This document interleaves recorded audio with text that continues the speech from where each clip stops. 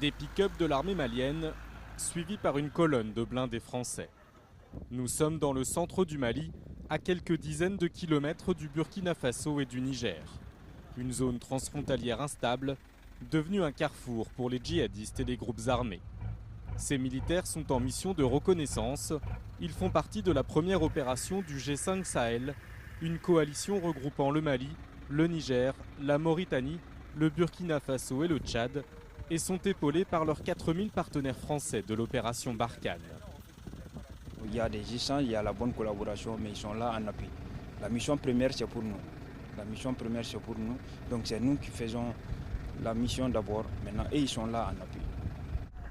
Une partie de cette opération transfrontalière est pilotée dans cette base implantée au milieu de la savane.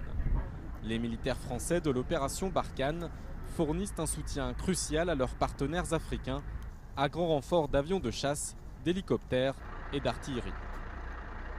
L'objectif de l'opération telle qu'elle a été déterminée, c'est bien d'accompagner les forces partenaires des trois pays, Mali, Niger et Burkina Faso, dans une zone d'opération qui est relativement sensible, puisque je vous l'avais expliqué, c'est une zone de transit et de passage des différents groupes armés terroristes, avec pour objectif d'entraver la liberté de mouvement, la liberté d'action de ces groupes dans cette zone-là. Des groupes armés très présents dans cette région, aux frontières poreuses. Le village d'Intilit en porte encore les stigmates. Sur ce panneau, la signature d'un groupe affilié à AQMI, Al-Qaïda, au Maghreb islamique. Un peu plus loin, l'école a fermé.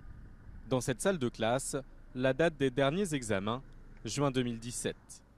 Menacés par des groupes djihadistes, l'enseignant et le maire du village ont fui. Ça fait partie des procédures classiques des groupes armés terroristes de faire fermer les écoles qui enseignent notamment le français dans ces régions. Ces habitants ont peur de parler, par crainte de représailles. Objectif de cette patrouille, les rassurer et tenter d'obtenir des informations sur les groupes djihadistes. Avec l'espoir à terme de quitter la région du Sahel une fois que les autorités en auront repris le contrôle.